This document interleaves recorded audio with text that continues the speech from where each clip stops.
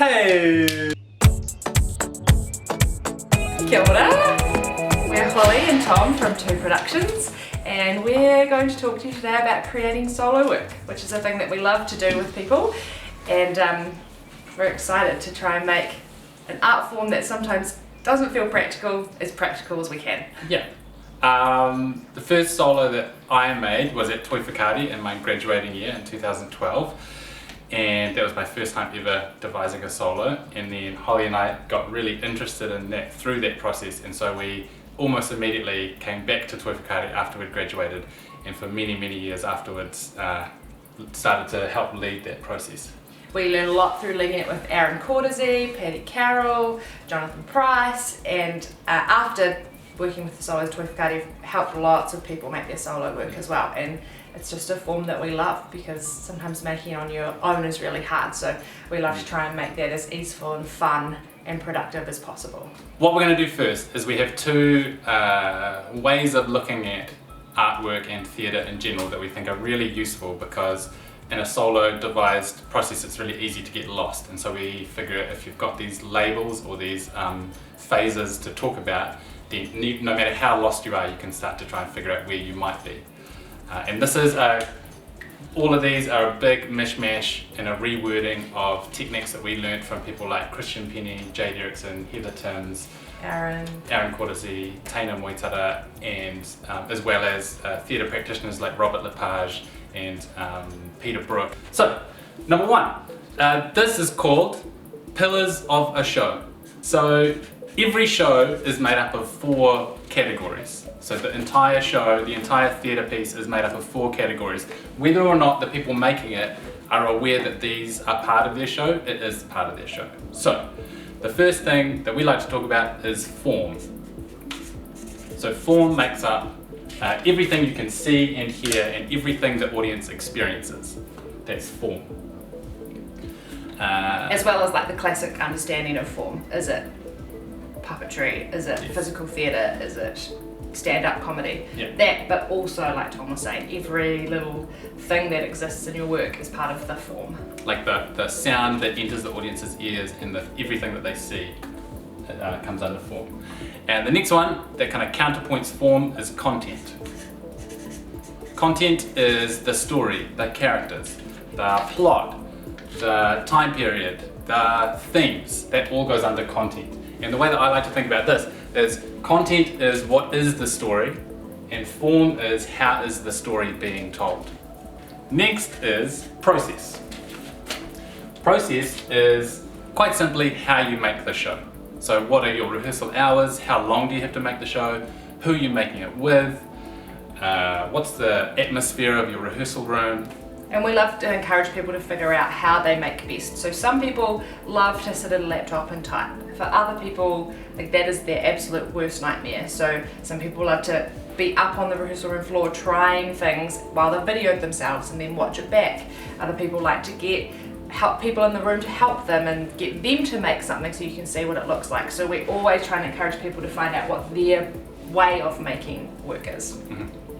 The final pillar is purpose. So why are you making this show? Why do you need people to come see it? Why should people come to see it? If you're charging a ticket price, why should people pay money to come see your show? And so all of these can be worded like this: content, what is the story? Form, how is the story being told? Process, how did you make your show? Purpose, why did you make your show?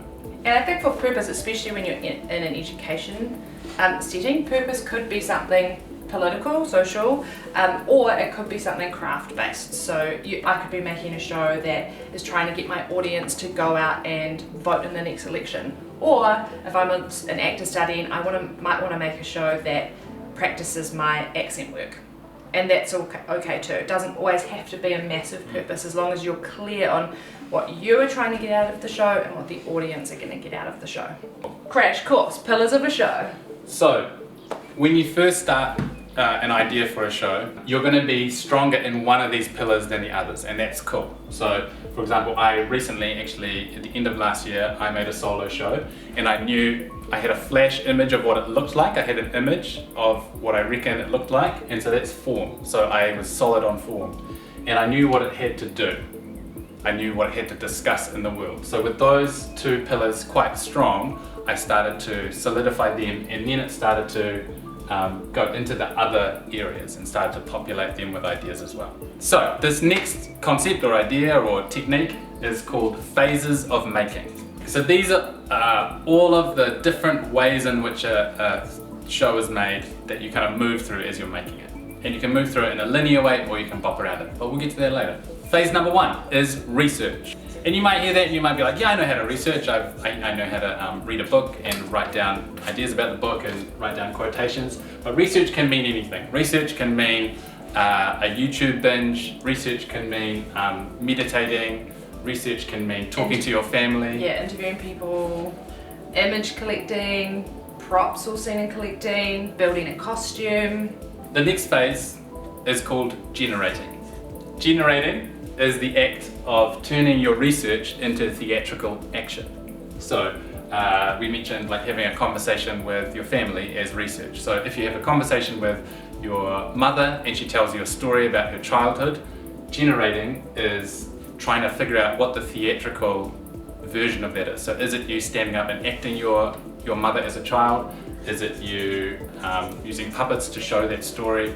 Is it you verbatim repeating what she's told you? Generating. Next phase, crafting. Crafting is taking this raw form, so once you've generated for a while, you'll end up with a whole bunch of raw ideas. And crafting is the decision-making process of going, where on the stage will we put this? What order should we put these raw ideas in? Should we layer some sound over the top? Should we intercut two ideas together? That's crafting, is all of those decisions about remixing what you've made. Final phase is refining. I guess you could think of refining as the rehearsing part of the process. So refining is like you've got your script from all of these, and refining is repetition, drilling, detail, going over and over again, having outside eyes to be like, is this clear? How can I make it a little bit more clear? Is this costume quite right? Do I need a different top, hat? Is the colour wrong? Is the lighting need to come from here or down here? Like all the little details that give your picture like full life. Beautiful. So the final and the bonus phase is reflection, which guides you between all of them. So reflect on everything, on each phase, and that's how you'll know how to jump between the phases or whether something's working or not. Reflection is like your absolute best friend in making process. The other thing that we talk about a lot is worlds. So worlds is great if you just go, I have to make a solo show, but I have no idea where to start. Then worlds is like, what are you interested in? Is it the world of The Office? Is it world of circus? Is it world of 1920s impressionist painting? And then you can take that as a world, and it's got a whole lot of things already inside of it that you can play with. It's got people, it's got settings, it's got props, it's got costumes, it's got all of those things. Music. Yeah, so we often say to people, if they don't know where to start with 3 worlds that you love, and then you can bring them into the rehearsal room and try and collide them together and delve into them each with making. It also gives you stuff. The more stuff you have in the room, the better. Bits of fabric, costumes, props, those kinds of things. Yeah. So, pillars of a show, phases of making, reflection's your best friend, and start with worlds, unless you already have a story you want to tell.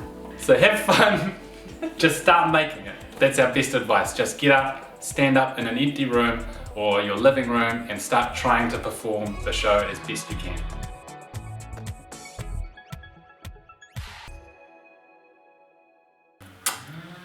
Do you reckon that is a bit tense? I think that's how we're going to do it.